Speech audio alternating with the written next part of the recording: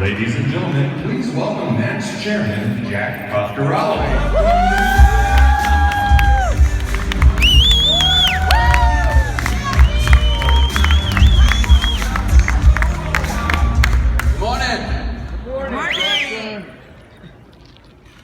I'm going to spend some time this morning talking about food. Food is central to our existence. We need it to live.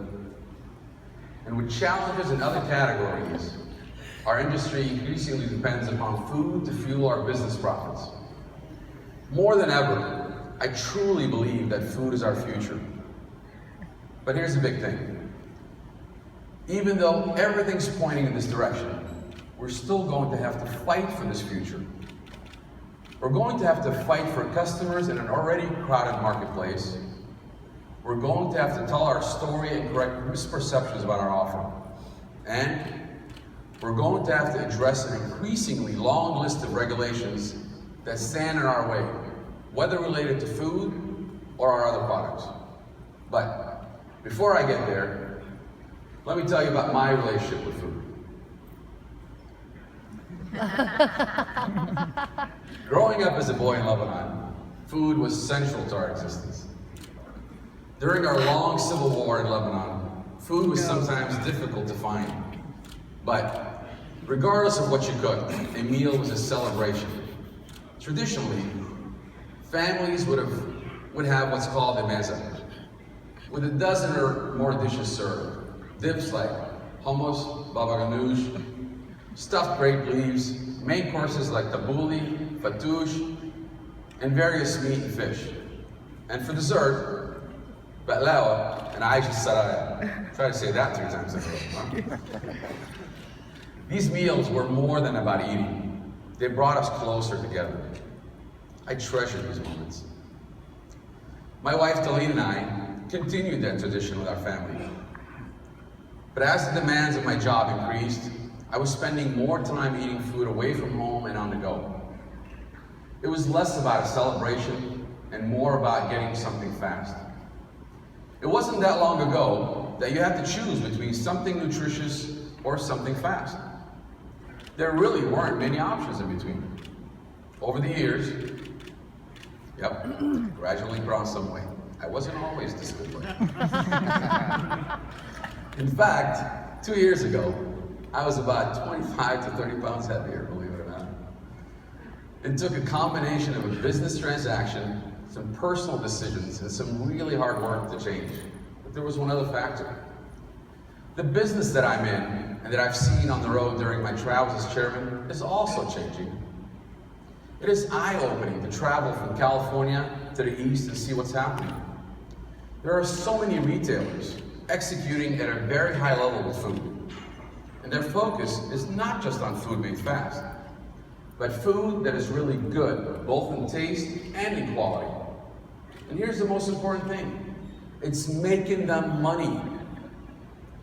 Let's look at the regional breakouts from the NACS State of the Industry data. Let's start with 100 being the average index across the country. In the Northeast, prepared food indexes at 198. That means they sell twice as much as the overall industry average on a category that traditionally carries a higher profit margin. It also elevates additional sales. Northeast sales of coffee index at 249. Even package items index higher. Alternative snacks, jerky, nuts, and health bars index at 319. Prepared foods is bringing in more customers, and retailers are selling more food and other items to them. Now, travel even further east to Europe, where I saw some amazing food concepts this past summer during another NACS event. In addition, I saw innovative layouts, smart merchandising, exceptional service. What I saw in Europe and on the East Coast convinced me that you can have food that is both fast and nutritious. Of course, it's not all hard work on the road. Here's what it looks like when you go to London's Tower Bridge and stand, or in my case, lay down on a glass floor. I want to trust that these glass floors are safe, but I'm glad I lost all that weight. Over the past year, not only am I lighter, but so is my store count.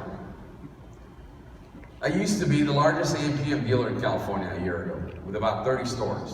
Now, I have 4. I won't bore you with all the details. It's all good. I got an offer that I literally couldn't refuse. Selling 26 of my stores allowed me to do 2 things I've been waiting to do for a while. First, it allowed me to slow down and spend more time with my family, enjoying life and enjoying food. And if you follow me on Facebook, you'll also see that I'm checking in at the gym to ensure I'll keep that weight off. Sometimes twice a day. Second, the sale reinvigorated me and gave me a renewed focus. I can now double down on some of the ideas I've been waiting to execute on. The first time around with our stores, we were making it up as we went along. Turned out pretty well though, especially as I learned new skills and made contacts through NACS. But it was always about making do with what I had.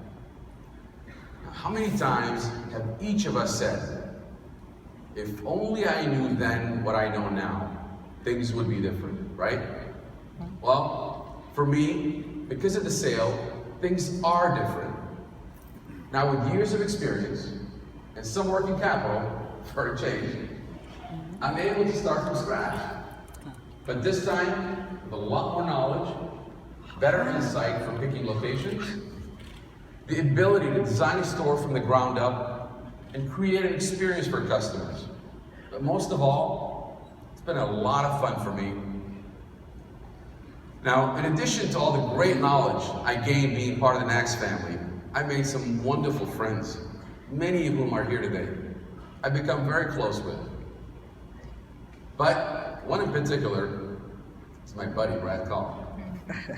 Brad was NACS chairman 2 years ago. Remember this entrance? Yep, only Brad can pull that off. I'm proud to call Brad one of my best friends. He and I have been all over the world this past year. Cuba, Moscow, Europe, to name a few. Somewhere along the way, we decided to do business together. We're close to launching a cool new concept which will combine the best of what we've seen in Europe and on the East Coast, but it will be in California. I can't show much right now, but here's a sneak peek. Couleur du jour. Brad, it's all you, buddy. I can tell you, it will involve food. Over the past few years, especially during my time as NACS chairman, I've seen the future of retail. I've learned new strategies in merchandising. I've seen new concepts at stores, both in our channel and in others. And I'm implementing best practices from all over the world. I truly believe that food is our future.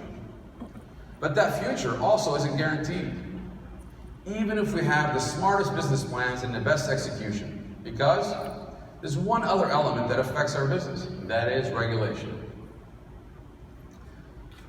Take California, my home state, for example. Please, in June, California increased the smoking age to 21. And if that wasn't enough, the Assembly floated a bill, which got some serious traction, by the way, to ban tobacco sales at all convenience stores. Only stores that get at least 60% of their sales from tobacco would be able to sell tobacco. Now, let me see if I can summarize this. The more tobacco you sell, the more we'll let you sell. But we really don't want you to sell it in the first place. Confusing, right? Well, I'm confused. The bill failed, of course, thank God, but it will be back, I'm sure. There's plenty more going on in California, from bottled water bans to warning labels on sodas. And there are fuel regulations, of course, RINs, fuel specifications, vapor recovery, and much, much more. There was a proposal earlier this year to require new labels on all gas dispensers. Warning, fueling up causes global warming. Yep. I got one for you. How about this for a warning? All these dumb regulations are bad for small business. Jeez.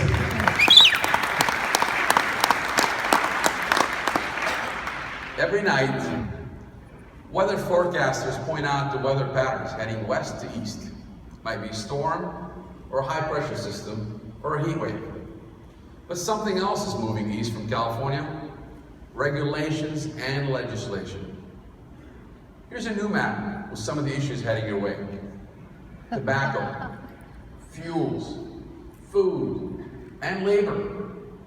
The $15 minimum wage law has already passed in California and will take effect over the next few years. There's no way any one company can ride out these storms on their own. But the good news is, you don't have to.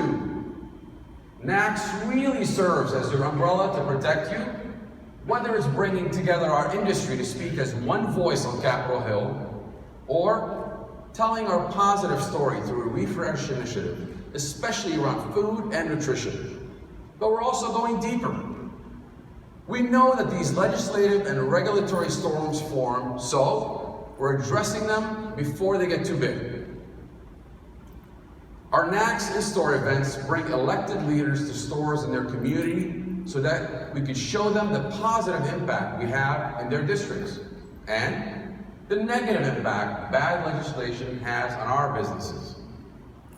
We are continuing that outreach by working even more with the state associations to address local issues. After all, we can't take on all the issues we face by ourselves. I also know that I couldn't have taken on the role of chairman this year without the help of all those around me, especially my family at home, my beautiful wife Talene, who's here today, thank you, and our 3 beautiful children, Karine, Ray, and Jake. I love you all. Thank you for allowing me to be on the road all year.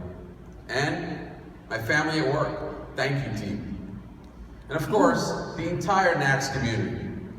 Our NACS Board of Directors and Executive Committee, all of the committee members and all the volunteers, and all of you retailers who inspire me with the new ideas and gladly share them with me every day. And last but not least, we wouldn't be able to do any of this without the support of our supplier partners. Please help me thank them for everything they do for us.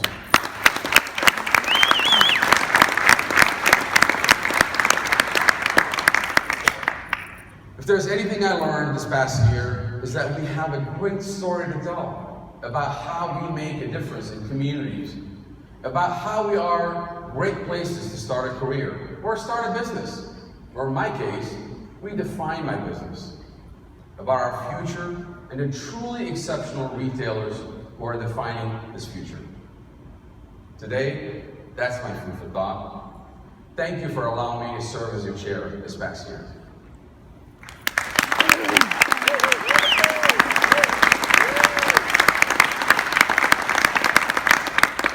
Earlier, I touched upon 2 things that I said are important to me: the concept of exercise to better each of us, and the concept of community engagement to better all of us. These attributes are also critical to NACS. Let me show you how NACS is committed to making communities better right here in Atlanta. The playground that we have around here now, it's not really a good playground. It's not very usable, and it's just not a good, safe place for the kids to be right now. I really believe that having a new playground and a much larger playground will make a huge difference for the children. My dream playground would have like a little something for everybody to have more space to run around. Slides, swings, tire swings. 2 swings together, so like if you have 2 people, they swing at the same time.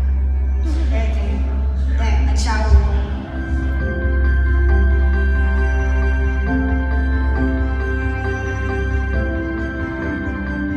We're here today to build a playground for all the kids here in East Point. We are very glad to be supporting the East Point Parks and Recreation in this effort. It's part of our company-wide Let's Play initiative, and one that supports a balanced lifestyle with calories in and calories out.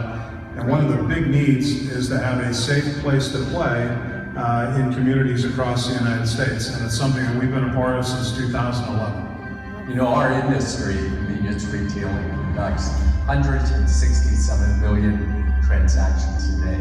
That's in every single community in the United States. Dr. Pepper Snapple Group has been really a sterling example of a supplier company that gives back to the communities, building these playgrounds, which really helps